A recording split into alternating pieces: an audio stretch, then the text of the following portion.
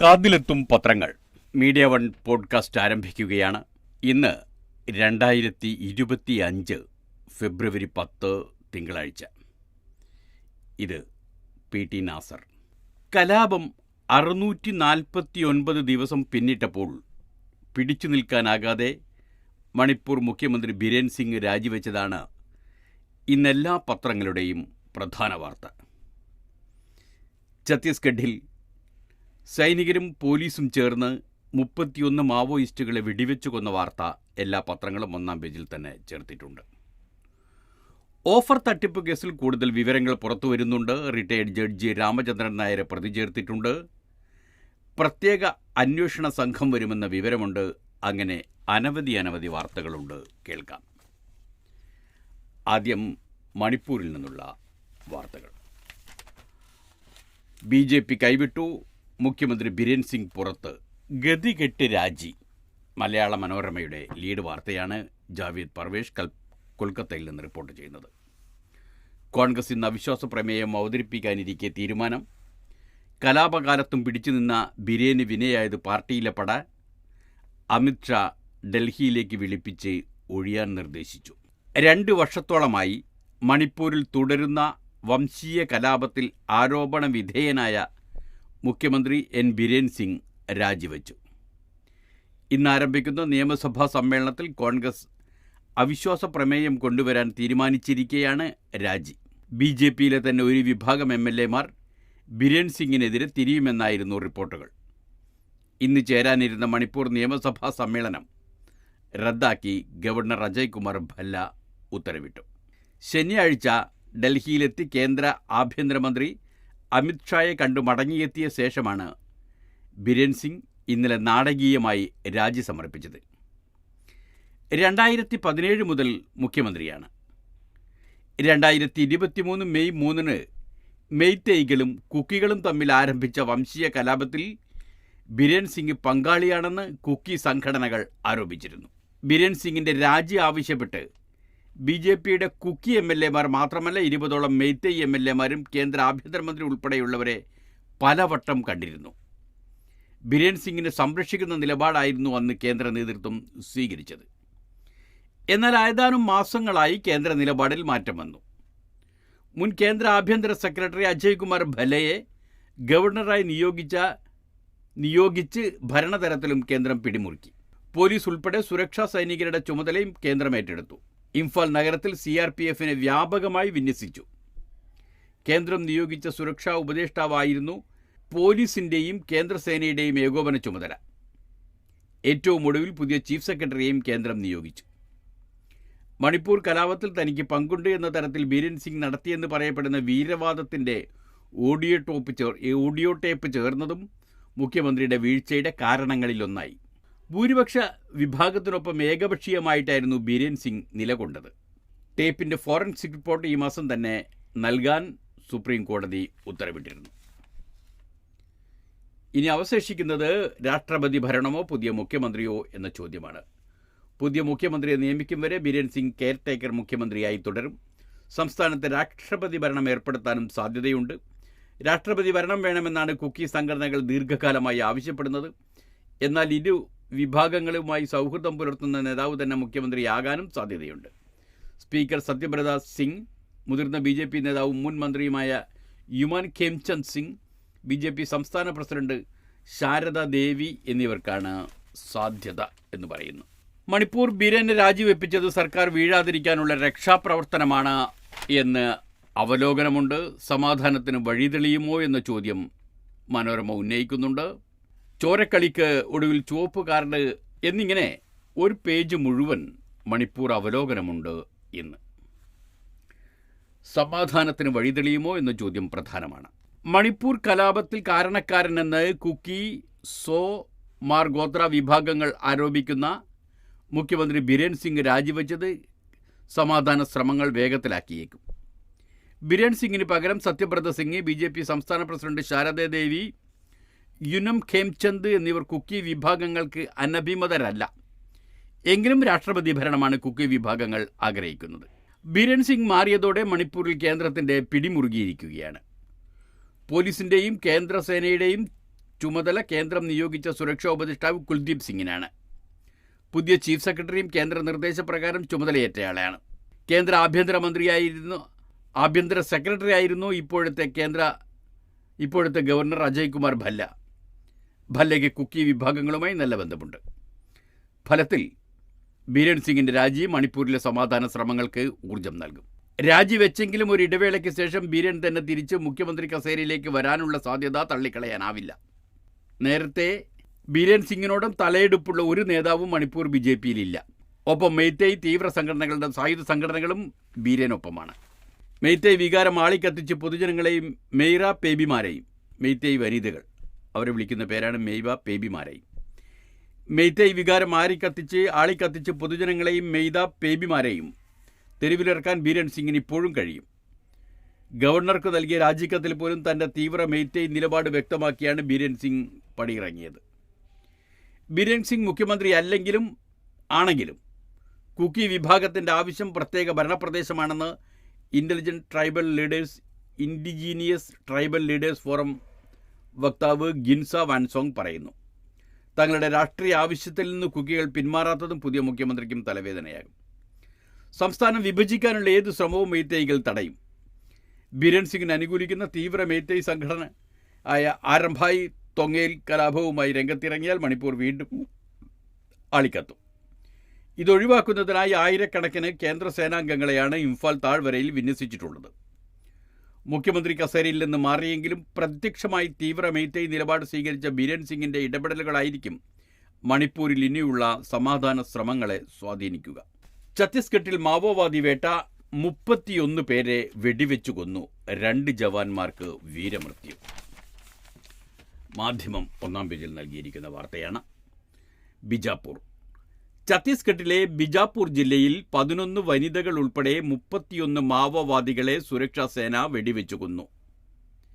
ഏറ്റുമുട്ടലിൽ 2 ജവാന്മാരും കൊല്ലപ്പെട്ടു. Indravati national park മേഖലയിലെ വനത്തിൽ ഞായറാഴ്ച രാവിലെ 8 മണിയോടെയാണ് ഏറ്റുമുട്ടലുണ്ടായത്. വിവിധ സേനാ വിഭാഗങ്ങളിലെ 650ഓളം ജവാന്മാർ ദേശീയോദ്യാനത്തിൻ്റെ വിവിധ ഭാഗങ്ങളിൽ നിന്ന് വനത്തിനുള്ളിൽ പ്രവേശിച്ച് മാവോവാദി വേട്ട നടത്തുകയായിരുന്നു. ജില്ലാ reserve guard, special task force, Bastar fighters, സംസ്ഥാന പോലീസ് എന്നിവയാണ് മാവോവാദി വേട്ടയിൽ പങ്കെടുത്തത്. കൊല്ലപ്പെട്ട 31 പേരുടെയും മൃതദേഹം കണ്ടെത്തിയതായി Bastar range inspector general P. Sundarraj പറഞ്ഞു. ഇവരിൽ നിന്ന് തോക്കുകളും ഗ്രനേഡ് ലോഞ്ചറുകളും കണ്ടെടുത്തു. ഇടവിട്ടുള്ള വെടിവെപ്പ് വൈകിട്ട് 4 വരെ തുടർന്നു. കൂടുതൽ മാവോവാദികൾക്കായി പ്രദേശത്ത് വ്യാപക തെരച്ചിൽ നടത്തുന്നുണ്ട്. ജില്ലാ റിസർവ് ഗാർഡിലെ head constable Naresh Dhruv, special task ഫോഴ്സിലെ വസിദ് രവ്തെ എന്നിവരെയാണ് കൊല്ലപ്പെട്ടത്. ഇവരുടെ മൃതദേഹങ്ങൾ ബിജാപ്പൂർ ജില്ലാ ആസ്ഥാനത്ത് എത്തിച്ചു. ഏറ്റുമുട്ടലിൽ പരിക്കേറ്റ കോൺസ്റ്റബിൾ ജഗ്ഗു കൽമു, ഗുലാബ് മണ്ഡാവി എന്നിവരെ വിദഗ്ധ ചികിത്സയ്ക്കായി വിമാനമാർഗം റായ്പൂരിൽ എത്തിച്ചതായും ഇവരുടെ സ്ഥിതി ഗുരുതരമല്ലെന്നും അധികൃതർ പറഞ്ഞു. ഞായറാഴ്ചത്തെ സംഭവത്തോടെ ഈ വർഷം സംസ്ഥാനത്ത് കൊല്ലപ്പെട്ട മാവോവാദികളുടെ എണ്ണം 81 രാജ്യത്തും സംസ്ഥാനത്തും നക്സലിസത്തിൻ്റെ അന്ത്യമാസന്നമായെന്ന് മുഖ്യമന്ത്രി വിഷ്ണുദേവ് സായി പറഞ്ഞു. പ്രധാനമന്ത്രി നരേന്ദ്രമോദിയുടെയും കേന്ദ്ര ആഭ്യന്തരമന്ത്രി അമിത്ഷായുടെയും നേതൃത്വത്തിൽ അടുത്ത വർഷം മാർച്ചോടെ സംസ്ഥാനത്തു നിന്ന് നക്സലിസം തുടച്ചു നീക്കുമെന്നും അദ്ദേഹം കൂട്ടിച്ചേർത്തു. ഉത്തർപ്രദേശിൽ പള്ളി പൊളിച്ചു നീക്കി. കുശിനഗറിൽ നിന്നുള്ള വാർത്തയാണ്. ഉത്തർപ്രദേശിലെ കുശിനഗറിൽ അനധികൃത നിർമ്മാണം ആരോപിച്ച് പള്ളി പൊളിച്ചു നീക്കി. ഹൈക്കോടതി സ്റ്റേ ഉത്തരവിൻ്റെ കാലാവധി അവസാനിച്ചതിന് പിന്നാലെയായിരുന്നു മദനി മസ്ജിദിനെതിരായ അധികൃതരുടെ നടപടി. മസ്ജിദിനെതിരെ നടപടി സ്വീകരിക്കുന്നത് ശനിയാഴ്ച വരെ കോടതി തടഞ്ഞിരുന്നു. ഉത്തരവിൻ്റെ കാലാവധി കഴിഞ്ഞതോടെ ഞായറാഴ്ച പുലർച്ചെയോടെയാണ് ബുൾഡോസർ ഉപയോഗിച്ച് 3 നിലയുള്ള പള്ളി പൊളിച്ചു നീക്കാൻ തുടങ്ങിയത്. Circle inspector Kundan Singh, sub divisional magistrate Yogeshwar Singh എന്നിവരുൾപ്പെടെയുള്ളവരുടെ സാന്നിധ്യത്തിലായിരുന്നു നടപടി. പ്രദേശത്ത് കനത്ത സുരക്ഷയും ഏർപ്പെടുത്തിയിരുന്നു. 1999 പ്രാദേശിക നേതാവായ രാം ബച്ചൻ സിംഗ് ആണ് പള്ളി അനധികൃതമായി നിർമ്മിച്ചതാണെന്ന് കാട്ടി പരാതി നൽകിയത്. 2023 അന്വേഷണം ആരംഭിച്ചു. രേഖകൾ ഹാജരാക്കാൻ ആവശ്യപ്പെട്ട് മുനിസിപ്പൽ അധികൃതർ പള്ളി കമ്മിറ്റിക്ക് മുൻപ് 3 തവണ നോട്ടീസ് നൽകിയിരുന്നു. ഹാജരാക്കിയ രേഖകൾ സാധുവല്ലെന്ന് കാട്ടി പള്ളി അനധികൃതമെന്ന് അധികൃതർ പ്രഖ്യാപിക്കുകയായിരുന്നു. തുടർന്ന് പള്ളി അധികൃതർ ഹൈക്കോടതിയെ സമീപിച്ചു. ഫെബ്രുവരി 8 വരെ നടപടികൾ സ്റ്റേ ചെയ്തിരുന്നു. നിയമാനുസൃതമായ ഭൂമിയിലാണ് പള്ളി പണിതതെന്ന് ഭരണാധികാരികൾ പക്ഷപാതപരമായി പെരുമാറുകയാണെന്നും മദ്നി മസ്ജിദ് കമ്മിറ്റി മുഖ്യ ഭാരവാഹി ഹാജി ഹമീദ് പറഞ്ഞു. വീണ്ടും കോടതിയെ സമീപിക്കുമെന്നും അദ്ദേഹം കൂട്ടിച്ചേർത്തു. മുണ്ടക്കൈ ചൂരൽമല പുനരധിവാസം ഒരു ടൗൺഷിപ്പിൽ ഒതുങ്ങാൻ സാധ്യത എന്ന് മലയാള മനോരമയുടെ 1-ാം പേജിലുള്ള വാർത്തയുണ്ട്. ഷില്ലർ സ്റ്റീഫൻ റിപ്പോർട്ട് ചെയ്യുന്നു. വീടിനായി അപേക്ഷിക്കുന്നവരുടെ എണ്ണം കുറയുമെന്നാണ് വിലയിരുത്തൽ. തിരുവനന്തപുരം. വയനാട്ടിലെ മുണ്ടക്കൈ ചൂരൽമല ഉരുൾപൊട്ടൽ ദുരിതബാധിതരെ പുനരധിവസിപ്പിക്കാൻ പ്രഖ്യാപിച്ച 2 ടൗൺഷിപ്പുകളിൽ 1 സർക്കാർ ഒഴിവാക്കിയേക്കും. ടൗൺഷിപ്പിൽ വീടിനായി അപേക്ഷിക്കുന്നവരുടെ എണ്ണം കുറയുന്ന സാഹചര്യം പരിഗണിച്ചാണിത്. ഇതോടെ പുനരധിവാസ പദ്ധതിയുടെ ചെലവിലും കുറവുണ്ടാകും. നിലവിൽ 242 പേരുടെ ആദ്യ ഗുണഭോക്തൃ പട്ടികയാണ് പുറത്തു വന്നത്. ഇനി 2 പട്ടിക കൂടി തയ്യാറാവാനുണ്ട്. അതിലൊരെണ്ണം തയ്യാറായിട്ടുണ്ട്. ദുരിത മേഖലയിലെ ഒറ്റപ്പെട്ട വീടുകളിലുള്ളവരെ പുനരധിവസിപ്പിക്കുന്നതിനുള്ള പട്ടികയാണ് അടുത്തത്. ഇവ രണ്ടും പുറത്തു വരുന്നതോടെ ഗുണഭോക്താക്കളുടെ എണ്ണത്തിൽ വ്യക്തത വരും. ടൗൺഷിപ്പിൽ നിന്ന് ഒഴിവാകുന്നവർക്ക് 15 ലക്ഷം രൂപയാണ് സർക്കാർ നഷ്ടപരിഹാരം പ്രഖ്യാപിച്ചത്. ഇത് തിരഞ്ഞെടുക്കുന്നവർ വിട്ടുപോകുന്നതോടെ ടൗൺഷിപ്പിനുള്ള ഗുണഭോക്താക്കളുടെ പട്ടിക പിന്നെയും ചുരുങ്ങും.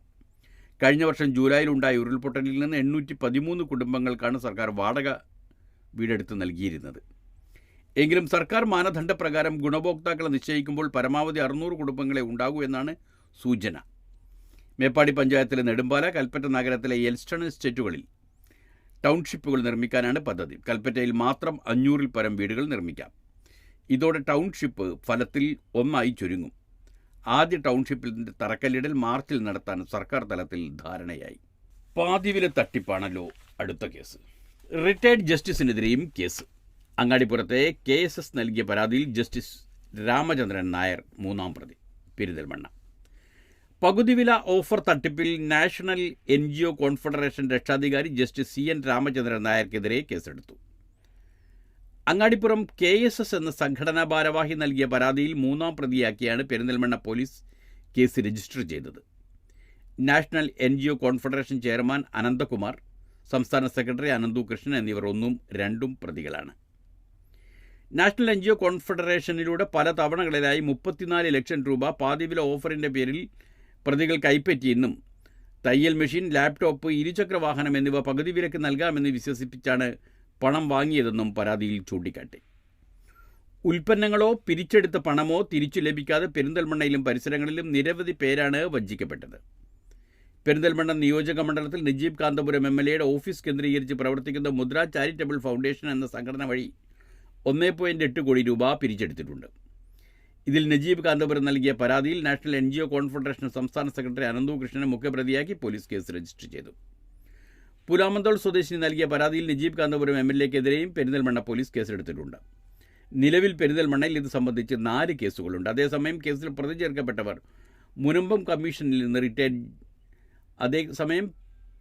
കേസിൽ പ്രതി ചേർക്കപ്പെട്ടതിനാൽ മുനമ്പം കമ്മീഷനിൽ നിന്ന് റിട്ടയർഡ് ജസ്റ്റിസ് CN രാമചന്ദ്രൻ നായരെ മാറ്റണമെന്ന് പരാതി ഉയർന്നിട്ടുണ്ട്. മുനമ്പം കമ്മീഷണർ അദ്ദേഹത്തെ മാറ്റണമെന്ന് ആവശ്യപ്പെട്ട് ഹൈക്കോടതി അഭിഭാഷകനും പൊതുപ്രവർത്തകനുമായ അഡ്വക്കേറ്റ് കുളത്തൂർ ജയ്സിംഗ് മുഖ്യമന്ത്രിക്ക് പരാതി നൽകി. രക്ഷാധികാരിയല്ല, കേസ് പ്രാഥമിക അന്വേഷണം പോലും നടത്താതെയാണ് എന്ന് ജസ്റ്റിസ് പറയുന്നുണ്ട്. കൊച്ചി. താൻ NGO കോൺഫെഡറേഷൻ്റെ രക്ഷാധികാരിയല്ലെന്നും പ്രാഥമിക അന്വേഷണം പോലും നടത്താതെയാണ് തനിക്കെതിരെ പോലീസ് കേസെടുത്തിരിക്കുന്നതെന്നും ജസ്റ്റിസ് CN രാമചന്ദ്രൻ നായർ. പാതിവില സ്കൂട്ടർ തട്ടിപ്പിൽ 3-ാം പ്രതിയാക്കിയതിനോട് പ്രതികരിക്കുകയായിരുന്നു അദ്ദേഹം. കോൺഫെഡറേഷൻ്റെ ആളുകൾ രക്ഷാധികാരിയായി തൻ്റെ പേര് ഉപയോഗിച്ചു എന്നാണ് മനസ്സിലാക്കാൻ കഴിയുന്നത്. എന്നാൽ താൻ രക്ഷാധികാരിയല്ല. അങ്ങനെ ആർക്കും പറയാനാകില്ല. അഡ്വൈസർ എന്ന സ്ഥാനത്താണ് കുറച്ചുകാലം തന്നെ വെച്ചിരുന്നത്. എന്നാൽ കഴിഞ്ഞ ജൂൺ ജൂലൈ കാലത്ത് സ്ഥാനം രാജിവെച്ചു. തനിക്കെതിരെ പരാതി നൽകിയത് എന്തിനാണെന്നറിയില്ല. പരാതി കൊടുത്തവർക്ക് തന്നെയും തനിക്ക് അവരെയും അറിയില്ല. പ്രാഥമിക അന്വേഷണം പോലും നടത്താതെ ഒരു രേഖ പോലും ചോദിക്കാതെയാണ് FIR ഇട്ടത്. അത് ഉത്തരവാദിത്തമില്ലാത്ത പണിയാണെന്നും അദ്ദേഹം കൂട്ടിച്ചേർത്തു. പാതിവില തട്ടിപ്പ് രാഷ്ട്രീയ നേതാക്കളും സംശയമുനയിൽ എന്നൊരു വാർത്ത മാതൃഭൂമിയിലുണ്ട്. കൊച്ചി. പാതിവില തട്ടിപ്പുമായി ബന്ധപ്പെട്ട് പ്രതി അനന്തകൃഷ്ണനിൽ നിന്ന് പണം വാങ്ങിയവരിൽ രാഷ്ട്രീയ നേതാക്കളും ജനപ്രതിനിധികളുമുണ്ടെന്ന് പോലീസ് അന്വേഷണത്തിൽ വ്യക്തമായി. അനന്തു കൃഷ്ണന്റെ കമ്പ്യൂട്ടറിൽ നിന്ന് പലർക്കും പണം നൽകിയതിൻ്റെ വിവരങ്ങൾ ലഭിച്ചു. 20-ലധികം നേതാക്കൾക്ക് അനന്തു പണം നൽകിയതായി പ്രാഥമിക നിഗമനം. 50 ലക്ഷത്തോളം രൂപ കൈമാറിയിട്ടുണ്ട്. NGO കോൺഫെഡറേഷൻ ചെയർമാനായിരുന്ന KL ആനന്ദകുമാറിന് പണം നൽകിയിട്ടുണ്ടെന്ന് അനന്തുവിൻ്റെ മൊഴിയും അന്വേഷിക്കുന്നുണ്ട്. അനന്തുവിനൊപ്പം കോൺഗ്രസ് നേതാവ് ലാലി വിൻസെൻറ്റും അനന്ത്കുമാറിനെതിരെ രംഗത്ത് വന്നിട്ടുണ്ട്. ആനന്ദകുമാറിന് 2 കോടി രൂപ നൽകിയ കാര്യം അനന്തുവിൻ്റെ കമ്പനിയുടെ അക്കൗണ്ടൻറ്റ് തന്നോട് പറഞ്ഞിട്ടുണ്ടെന്ന് ലാലി വിൻസെൻറ്റ് വ്യക്തമാക്കിയിട്ടുണ്ട്. അനന്തുവിനെ മുൻ ചീഫ് സെക്രട്ടറി KM എബ്രാഹിമും സഹായിച്ചിട്ടുണ്ട്. പോലീസ് ഉദ്യോഗസ്ഥരുമായുള്ള കൂടിക്കാഴ്ചയ്ക്ക് അവസരമൊരുക്കിയത് അദ്ദേഹമാണെന്നും ലാലി വിൻസെൻ്റ് ആരോപിച്ചു. സർക്കാരിൻ്റെ നവകേരള സദസ്സിന് 7 ലക്ഷം രൂപ നൽകിയെന്ന് അനന്തു പറഞ്ഞിട്ടുണ്ടെന്നും ലാലി വിൻസെൻ്റ് പറഞ്ഞതൊക്കെയാണ് ഈ ആരോപണമായി വന്നിട്ടുള്ളത്. എന്തോ പുതിയ ആരോപണങ്ങളുടെ പശ്ചാത്തലത്തിൽ മൂവാറ്റുപുഴ പോലീസ് രജിസ്റ്റർ ചെയ്ത കേസിൽ കൂടുതൽ പേർ പ്രതിപട്ടികയിൽ വരും. നാഷണൽ NGO കോൺഫെഡറേഷൻ്റെ ഡയറക്ടർമാരെയും പ്രതി ചേർക്കും. പദ്ധതിക്കായി അനന്തകൃഷ്ണനെ ഇതിനായി ചുമതലപ്പെടുത്തിയത് NGO കോൺഫെഡറേഷനാണെന്ന് കണ്ടെത്തി സംഘടനയുടെ ബൈലോയും മറ്റും പോലീസ് കണ്ടെടുത്തിട്ടുണ്ട്. അനന്തുവിൻ്റെ ഉടമസ്ഥതയിൽ കൊച്ചിയിൽ പ്രവർത്തിച്ചിരുന്ന സോഷ്യൽ ബി വെഞ്ചേഴ്സ്, കളമശ്ശേരിയിലെ professional service innovation, grass root innovation എന്നീ സ്ഥാപനങ്ങളുടെ മറവിൽ കോടികളുടെ തിരിമറി നടന്നെന്ന വിവരത്തിൻ്റെ അടിസ്ഥാനത്തിൽ ബാങ്ക് ഇടപാട് രേഖകൾ ശേഖരിച്ചാണ് ചോദ്യം ചെയ്യൽ. പണം തിരിമറി നടത്തിയിട്ടില്ലെന്നും സമാഹരിച്ച പണം ആദ്യഘട്ടം ഉത്പന്നങ്ങൾ വിതരണം ചെയ്യാൻ ഉപയോഗിച്ചുവെന്നുമാണ് അനന്ത് പോലീസിന് നൽകിയ മൊഴി. സംസ്ഥാന വ്യാപകമായി വിതരണം ചെയ്ത ഉൽപ്പന്നങ്ങളുടെ വിശദാംശങ്ങളും ശേഖരിക്കുന്നുണ്ട്. ബിനാമി അക്കൗണ്ടുകളിലേക്ക് പണം പോയിട്ടുണ്ടോ എന്നും അന്വേഷിക്കും. അനന്തുവിൻ്റെ സ്ഥാപനത്തിലെ ജീവനക്കാരെ ചോദ്യം ചെയ്തു. തൊടുപുഴ കടയത്തൂർ അമ്പലം, കടയത്തൂർ പാലം എന്നിവയ്ക്ക് സമീപവും ഈരാറ്റുപേട്ടയിലും മുട്ടത്തും അനന്തു സ്ഥലം വാങ്ങിയതിൻ്റെ രേഖകൾ പോലീസ് പിടിച്ചെടുത്തിട്ടുണ്ട്. അങ്ങനെ പോകുന്നു ആ കച്ചവടത്തിൻ്റെ കഥകൾ. അതിലേക്ക് പാതിവില തട്ടിപ്പ് അന്വേഷണത്തിന് പ്രത്യേക സംഘം ഉടൻ എന്നും മാതൃഭൂമിയുടെ 1-ാം പേജിലൊരു വാർത്തയുണ്ട്. പാതിവില സ്കൂട്ടർ തട്ടിപ്പ് കേസിൽ വിശദമായ അന്വേഷണത്തിന് ക്രൈംബ്രാഞ്ച് ADGP H വെങ്കിടേഷിൻ്റെ നേതൃത്വത്തിൽ പ്രത്യേക അന്വേഷണ സംഘത്തെ ഉടൻ പ്രഖ്യാപിക്കും. മുഖ്യമന്ത്രിയുടെ നിർദ്ദേശപ്രകാരമാണ് നടപടി.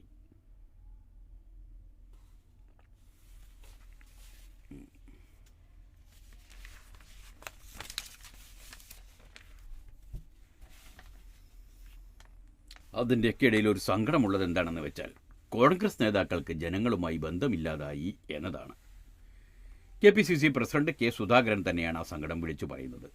മനോരമയിൽ വാർത്ത വായിക്കാം. കണ്ണൂർ: ജനങ്ങളുമായുള്ള ബന്ധം നിലനിർത്തുന്നതിൽ കോൺഗ്രസിൻ്റെ നേതാക്കൾ പരാജയപ്പെട്ടെന്ന് KPCC പ്രസിഡന്റ് K. സുധാകരൻ. നടന്നു പോകുമ്പോൾ കണ്ടാൽ പോലും ഒന്ന് ചിരിക്കുകയോ മിണ്ടുകയോ ചെയ്യില്ല. ജനങ്ങളുമായി വളരെയാകുന്നു. മനസ്സുകൊണ്ട് ഐക്യമില്ലെങ്കിൽ പിന്നെ എന്തുണ്ടായിട്ടെന്തു കാര്യമെന്ന് സുധാകരൻ ചോദിച്ചു. വാർഡ് കോൺഗ്രസ് പ്രസിഡന്റുമാർക്കുള്ള തിരിച്ചറിയൽ കാർഡ് വിതരണം ചെയ്യുകയായിരുന്നു അദ്ദേഹം. അതെ, കറക്റ്റായിരിക്കും. അപ്പം തിരിച്ചറിയൽ കാർഡ് ഇല്ലെങ്കിൽ ഈ വാർഡിലെ കോൺഗ്രസ് പ്രസിഡന്റുമാരുടെ വാർഡിലെ ജനങ്ങൾക്ക് ചിലപ്പോൾ തിരിച്ചറിയില്ല. അപ്പോൾ കാർഡ് ഏർപ്പെടുത്തുന്നത് നല്ലതാണ്. അധികാരം കിട്ടിയപ്പോൾ ജനത്തെ മറന്നതാണ് ഡൽഹിയിൽ ആം ആദ്മി പാർട്ടി തോൽക്കാൻ കാരണം. കെജ്രിവാൾ ജനത്തെ മറന്നപ്പോൾ BJP ജനത്തിനൊപ്പം നിന്നു. കേരളത്തിൽ വരാൻ പോകുന്ന തെരഞ്ഞെടുപ്പിൽ അതൊരു പാഠമാണ്.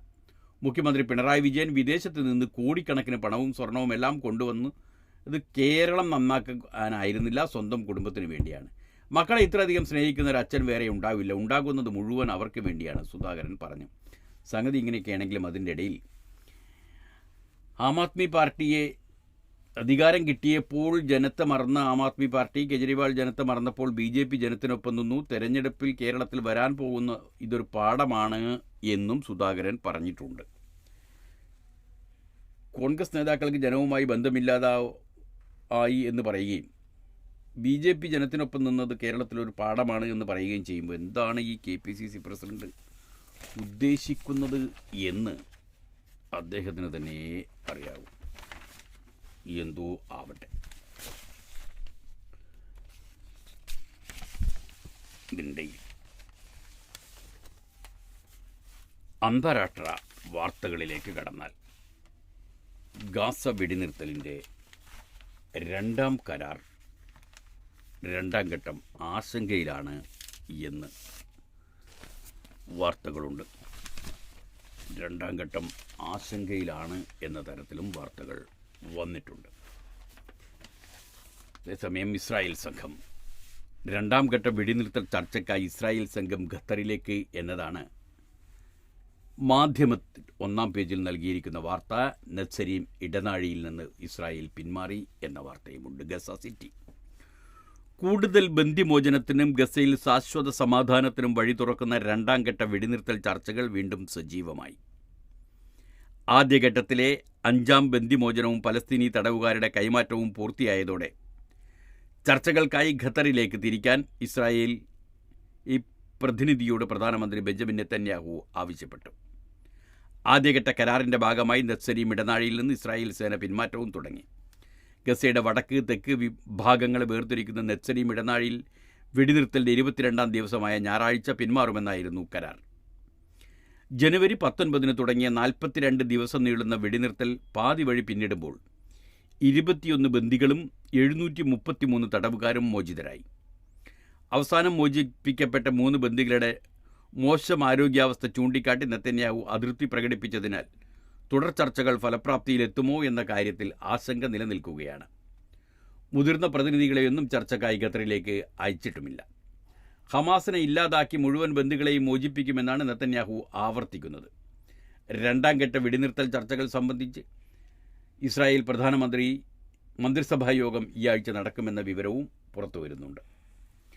ശനിയാഴ്ച വിട്ടയക്കപ്പെട്ട 3 ബന്ദികളും ഇസ്രായേലിൽ ചികിത്സയിലാണ്. മോചിതരായ 183 പലസ്തീനി തടവുകാരിൽ 7 പേരുടെ ആരോഗ്യനിലയും മോശമാണ്. ജയിലിൽ കടുത്ത പീഡനമാണ് ഇവർ നേരിടേണ്ടി വരുന്നതെന്ന് മനുഷ്യാവകാശ സംഘടനകൾ ആരോപിച്ചു. അതേസമയം വെസ്റ്റ് ബാങ്കിൽ ഇസ്രായേൽ ആക്രമണം തുടരുകയാണ്. ഞായറാഴ്ച നൂർ സംസ് അഭയാർത്ഥി ക്യാമ്പിന് നേരെ നടത്തിയ ആക്രമണത്തിൽ 23-കാരിയായ ഗർഭിണി കൊല്ലപ്പെട്ടു. വീടൊഴിഞ്ഞു പോകാൻ ഒരുങ്ങുമ്പോൾ ഇസ്രായേൽ സേന ഇവർക്കും ഭർത്താവിന് നേരെ വെടിയുതിർക്കുകയായിരുന്നു. ഭർത്താവിന് ഗുരുതര പരിക്കുണ്ട്. ഇതാണ് കഥ.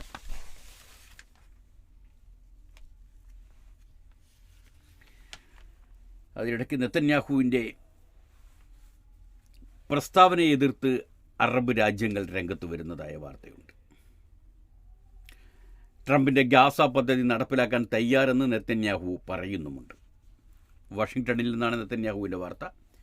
US പ്രസിഡന്റ് ഡൊണാൾഡ് ട്രംപിൻ്റെ ഗാസ ഏറ്റെടുക്കാനുള്ള പദ്ധതി നടപ്പാക്കാൻ ഇസ്രായേൽ സജ്ജമാണെന്ന് പ്രധാനമന്ത്രി ബെഞ്ചമിൻ നെതന്യാഹു ഫോക്സ് ന്യൂസിന് നൽകിയ അഭിമുഖത്തിലാണ് അദ്ദേഹം ഇക്കാര്യം വ്യക്തമാക്കിയത്. അന്താരാഷ്ട്ര തലത്തിൽ വലിയ വിമർശനം ഏറ്റുവാങ്ങിയ ട്രംപിൻ്റെ പദ്ധതിയെ നെതന്യാഹു പ്രകീർത്തിച്ചു. കുറേ കാലമായിത്തിനിടെയുണ്ടായ പുതുമയുള്ളൊരാശയമാണ് ട്രംപിൻ്റേത്. ഗസയെ മൊത്തത്തിൽ മാറ്റിമറിക്കാൻ കഴിയുമെന്നാണ് അദ്ദേഹത്തിൻ്റെ പദ്ധതി. അതാണ് ശരിയായ മാർഗം. പദ്ധതി നടപ്പാക്കാൻ US സൈന്യം എത്തുമെന്ന് ട്രംപ് പറഞ്ഞിട്ടില്ല. ആ ദൗത്യം പൂർത്തിയാക്കാൻ ഇസ്രായേൽ തയ്യാറാണ് നെതന്യാഹു പറഞ്ഞു. ഇസ്രായേൽ സൈന്യം ഗസയിൽ നിന്ന് പിന്മാറിയാൽ വീണ്ടും ഹമാസ് പിടിമുറുക്കും. ഇസ്രായേലിനെതിരായ ആക്രമണത്തിൽ ഗസ താവളമാക്കും. അതിനാൽ ഗസ പിടിച്ചെടുക്കണം. ഗസയിൽ നിന്ന് ഒഴിപ്പിക്കുന്നവർക്ക് എവിടെ അഭയം കൊടുക്കണമെന്നത് യഥാർത്ഥ പ്രതിസന്ധിയാണ്. ഭീകരവാദത്തെ തള്ളിപ്പറയുന്നവരെ ഗസയിൽ തിരികെ പ്രവേശിപ്പിക്കും. ഗസയെ തുറന്ന ജയിലെന്നാണ് എല്ലാവരും വിശേഷിപ്പിക്കുന്നത്. അതിനാൽ ഗസക്കാർക്ക് അവിടെ നിന്ന് ഒഴിഞ്ഞു പോകാനുള്ള അവസരം ഒരുക്കുകയാണ് വേണ്ടതെന്നും അദ്ദേഹം പറഞ്ഞു. നെതന്യാഹുവിൻ്റെ പ്രസ്താവനയെ എതിർത്ത് അറബ് രാജ്യങ്ങൾ. സൗദി അറേബ്യയിൽ പലസ്തീൻ രാഷ്ട്രം നിർമ്മിക്കാമെന്ന ഇസ്രായേൽ പ്രധാനമന്ത്രി ബെഞ്ചമിൻ നെതന്യാഹുവിൻ്റെ പ്രസ്താവനയെ എതിർത്ത് അറബ് രാജ്യങ്ങൾ.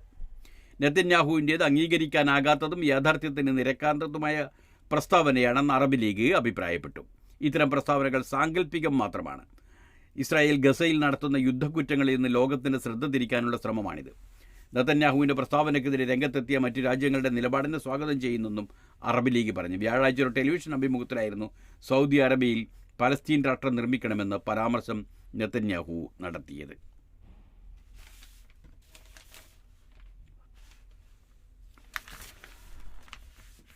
വിദ്യാർത്ഥി പ്രക്ഷോഭകരെ ആക്രമിച്ച 40 പേർ ബംഗ്ലാദേശിൽ അറസ്റ്റിൽ. അവാമി ലീഗ് നേതാവിൻ്റെ വീട് കയ്യേറിയ പ്രക്ഷോഭകരെയാണ് ആൾക്കൂട്ടം തല്ലിച്ചതച്ചത്. ധാക്ക. ബംഗ്ലാദേശിൽ അവാമി പാർട്ടിയുടെ നേതാവും മുൻ മന്ത്രിയുമായ മുസമ്മിൽ ഹക്കിൻ്റെ വീട് കയ്യേറിയ വിദ്യാർത്ഥി പ്രക്ഷോഭകരെ തല്ലിച്ചതച്ച കേസിൽ 40 പേർ അറസ്റ്റിൽ. വെള്ളിയാഴ്ച രാത്രി 9:30 ഗാസിപ്പൂർ നഗരത്തിലെ ദക്ഷിൺ ഖാൻ മേഖലയിലുള്ള വീട് നശിപ്പിക്കുന്നതിനിടെ 14 വിദ്യാർത്ഥി പ്രക്ഷോഭകർക്ക് പരിക്കേറ്റിരുന്നു. മന്ത്രിയുടെ വീട് കൊള്ളക്കാർ കയ്യേറിയതായി പള്ളിയിൽ ഉച്ചഭാഷണിലൂടെ അറിയിച്ചതിനെ തുടർന്നെത്തിയ ആൾക്കൂട്ടമാണ് വിദ്യാർത്ഥി പ്രക്ഷോഭകരെ ആക്രമിച്ചത്. ഇതിൽ പ്രതിഷേധിച്ച് വിവേചനത്തിനെതിരെ വിദ്യാർത്ഥി പ്രക്ഷോഭം, ദേശീയ പൗരന്മാരുടെ സമിതി എന്നീ സംഘടനകളുടെ നേതൃത്വത്തിൽ ഗാസിപ്പൂരിൽ റാലി നടത്തിയിരുന്നു. തുടർന്ന് ഓപ്പറേഷൻ ഡെവിൽ ഹണ്ട് എന്ന പേരിൽ നടത്തിയ തിരച്ചിലിലാണ് 40 പേർ പിടിയിലായതെന്ന് ഗാസിപ്പൂർ പോലീസ് സൂപ്രണ്ട് ചൗധരി ജാബിർ സാദിഖ് പറഞ്ഞു. മുഖ്യ ഉപദേശകൻ പ്രൊഫസർ മുഹമ്മദ് യൂനിസിൻ്റെ നേതൃത്വത്തിലെ സർക്കാരാണ് വിദ്യാർത്ഥി പ്രക്ഷോഭരെ ആക്രമിച്ചവരെ പിടികൂടാൻ ഉത്തരവിട്ടത്. രാജ്യത്തെ അസ്ഥിരപ്പെടുത്തുന്നവരെ ലക്ഷ്യമിട്ട് ഓപ്പറേഷൻ ഡെവിൽ ഹണ്ട് തുടങ്ങിയതെന്ന് ആഭ്യന്തര വകുപ്പിൻ്റെ ഉപദേശകൻ മുഹമ്മദ് ജഹാംഗീർ ചൗധരി പറഞ്ഞു. കരസേന, വ്യോമസേന, നാവികസേന, police, border guard, coast guard എന്നിവ സംയുക്തമായാണ് ഓപ്പറേഷൻ ഡെവിൾ ഹണ്ട് നടത്തുന്നത്. ചുരുക്കി പറഞ്ഞാൽ ആ രാജ്യം രണ്ടായി നിൽക്കുകയാണ് എന്നർത്ഥം. രാഷ്ട്രീയം കളിക്കരുത് എന്ന് സൈനിക മേധാവിക്ക് കത്തെഴുതി ഇമ്രാൻഖാൻ. മറ്റൊരു അയൽ രാജ്യത്തു നിന്നുള്ള വാർത്തയാണ്, പാകിസ്ഥാനിൽ നിന്നുള്ള വാർത്ത. ഇസ്ലാമാബാദ്. രാഷ്ട്രീയം കളിക്കരുതെന്നും നിയമവിരുദ്ധ പ്രവർത്തനങ്ങൾ അവസാനിപ്പിക്കണമെന്നും ആവശ്യപ്പെട്ട് പാകിസ്ഥാൻ സൈനിക മേധാവിക്ക് തുറന്ന കത്തെഴുതി മുൻ പ്രധാനമന്ത്രി ഇമ്രാൻഖാൻ. ഭരണഘടന അനുവദിച്ച അധികാരം ലംഘിക്കരുതെന്നും സൈനിക മേധാവി ജനറൽ അസീം മുനീറിന് അയച്ച കത്തിൽ അദ്ദേഹം വ്യക്തമാക്കി. വധശിക്ഷ കാത്തു കഴിയുന്ന സെല്ലിൽ വെളിച്ചവും വൈദ്യുതിയുമില്ലാതെ 20 ദിനങ്ങൾ ഏകാന്ത തടവിലിട്ടത് ഉൾപ്പെടെ ജയിലിൽ നേരിടേണ്ടി വന്ന നിരവധി മോശം പെരുമാറ്റങ്ങൾ എക്സിൽ പോസ്റ്റ് ചെയ്ത കത്തിൽ ഇമ്രാൻ ചൂണ്ടിക്കാട്ടി. ദേശീയ സുരക്ഷയുമായി ബന്ധപ്പെട്ട സമീപനം പുനഃപരിശോധിക്കണമെന്നാവശ്യപ്പെട്ട് ഫെബ്രുവരി 3 അയച്ച കത്ത് കിട്ടിയിട്ടില്ലെന്ന് സൈന്യം അറിയിച്ചതിന് പിന്നാലെയാണ് പുതിയ കത്ത് നൽകിയത്. ആദ്യ കത്ത് കിട്ടിയിട്ടില്ലെന്ന മറുപടി നിരുത്തരവാദപരമാണെന്ന് വിമർശിച്ച ഇമ്രാൻ, ജനങ്ങളും സൈന്യവും തമ്മിലുള്ള ഭിന്നത രൂക്ഷമാകുന്നതിലും സൈന്യത്തിൻ്റെ പ്രതിച്ഛായ മോശമാകുന്നതിലും തനിക്ക് ആശങ്കയുണ്ടെന്ന് വ്യക്തമാക്കി. ജനങ്ങളുമായുള്ള സൈന്യത്തിൻ്റെ ബന്ധം നഷ്ടമാകാൻ, തെരഞ്ഞെടുപ്പ് അട്ടിമറിക്കാൻ കൂട്ടുനിന്നതടക്കം 6 കാരണങ്ങൾ ഇമ്രാൻ കത്തിലെടുത്തു പറഞ്ഞു. 1 വർഷത്തിലേറെയായി നിരവധി കേസുകൾ ചുമത്തപ്പെട്ട് അതിയാല ജയിലിൽ കഴിയുകയാണ് ഇമ്രാൻ. 1 വർഷത്തിലേറെയായി ഇമ്രാൻ ജയിലിലാണ്. ലണ്ടനിൽ കൂറ്റൻ ചൈന എംബസി പ്രതിഷേധിച്ച് പ്രതിപക്ഷവും വിമർശകരും. ലണ്ടൻ. കൂറ്റൻ നയതന്ത്ര കാര്യാലയം നിർമ്മിക്കാനുള്ള ചൈനയുടെ നീക്കത്തിനെതിരെ ലണ്ടൻ നഗരത്തിൽ പ്രതിഷേധം. യൂറോപ്പിലെ ഏറ്റവും വലിയ എംബസി പണിയാൻ ചൈന പദ്ധതിയിട്ട ലണ്ടൻ ടവറിനടുത്തുള്ള റോയൽ മിന്റ് കോർട്ടിലിന് മുന്നിലാണ് പ്രതിഷേധം അരങ്ങേറിയത്. ഹോങ്കോങ്, ഉയ്ഗൂർ, ടിബറ്റൻ സ്വദേശികളുടെ നേതൃത്വത്തിലായിരുന്നു റാലി. Shadow justice secretary Robert Jenrick, shadow സുരക്ഷാ മന്ത്രി ഡോക്ടർ ടുഡെയിൻ ഗഹാറ്റ്, പ്രതിപക്ഷമായ കൺസർവേറ്റീവ് പാർട്ടി മുൻ പ്രസിഡന്റ് ഇയാൻ ഡങ്കൻ സ്മിത്ത് എന്നിവരും പ്രതിഷേധക്കാർക്കൊപ്പം അണിചേർന്നു.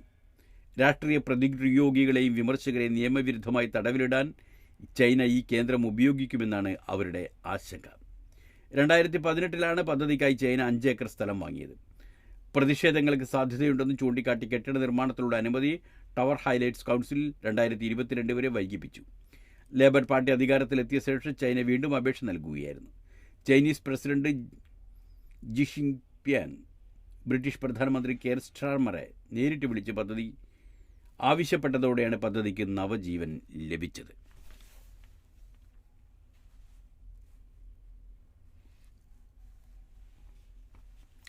നമീബിയയുടെ ആദ്യ പ്രസിഡന്റ് സാം നുജോമ അന്തരിച്ചു. നമീബിയയുടെ ആദ്യ പ്രസിഡന്റും രാജ്യത്തിൻ്റെ ശക്തനായ സ്വാതന്ത്ര്യ സമര സേനാനിയുമായ സാം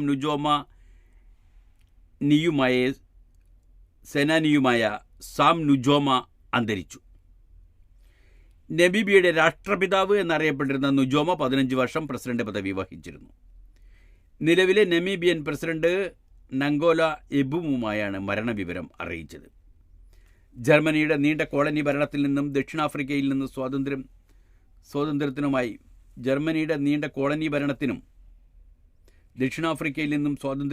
പോരാടിയ നുജോമ നമീബിയയെ ജനാധിപത്യത്തിലേക്ക് നയിക്കുന്നതിൽ പ്രധാന പങ്കുവഹിച്ചു. വിവിധ രാജ്യങ്ങൾക്ക് സ്വാതന്ത്ര്യം നേടിക്കൊടുത്ത ആഫ്രിക്കൻ നേതാക്കളിൽ അവസാനത്തെ ആളായിരുന്നു അദ്ദേഹം. കുരങ്ങൻ വൈദ്യുതി ഗ്രിഡിൽ കളിച്ചു, കൊളംബോ നഗരം സ്തംഭിച്ചു. ശ്രീലങ്കയെ ഇരുട്ടിലാക്കി കുരങ്ങ്. അങ്ങനെ പല തലക്കെട്ടിൽ എല്ലാ പത്രങ്ങളും നൽകിയിരിക്കുന്ന വാർത്തയാണിത്. കൊളംബോ. കുരങ്ങിൻ്റെ ശല്യം കാരണം ശ്രീലങ്കൻ തലസ്ഥാനമായ കൊളംബോയിൽ മണിക്കൂറുകളോളം വൈദ്യുതി മുടങ്ങി. ഞായറാഴ്ച രാവിലെ 11:30 നഗരത്തിലെ വൈദ്യുതി വിതരണം മുടങ്ങിയത്. പനദൂരയിലുള്ള വൈദ്യുതി സബ്സ്റ്റേഷനിൽ കുരങ്ങൻ സ്പർശിച്ചതോടെയാണ് വിതരണം തടസ്സപ്പെട്ടത്. ചില പ്രദേശങ്ങളിൽ 5 മണിക്കൂറിലേറെ വൈദ്യുതി മുടങ്ങി. 1 മണിക്കൂറിന് ശേഷം നഗരത്തിലെ നാഷണൽ ഹോസ്പിറ്റൽ അടക്കം സുപ്രധാന സ്ഥാപനങ്ങളിലേക്ക് വിതരണം പുനഃസ്ഥാപിച്ചതായി മന്ത്രി കുമാര ജയകോടി അറിയിച്ചു. പല പ്രദേശങ്ങളിലും കുടിവെള്ള വിതരണത്തെ സാരമായി ബാധിക്കുമെന്ന് ജനങ്ങൾക്ക് മുന്നറിയിപ്പ് നൽകിയതായി ഉദ്യോഗസ്ഥർ പറഞ്ഞു. അങ്ങനെ കുരങ്ങ് വിജയത്തോടു കൂടി ഇന്നത്തെ വാർത്തകൾ അവസാനിക്കുകയാണ്. നന്ദി, നമസ്കാരം.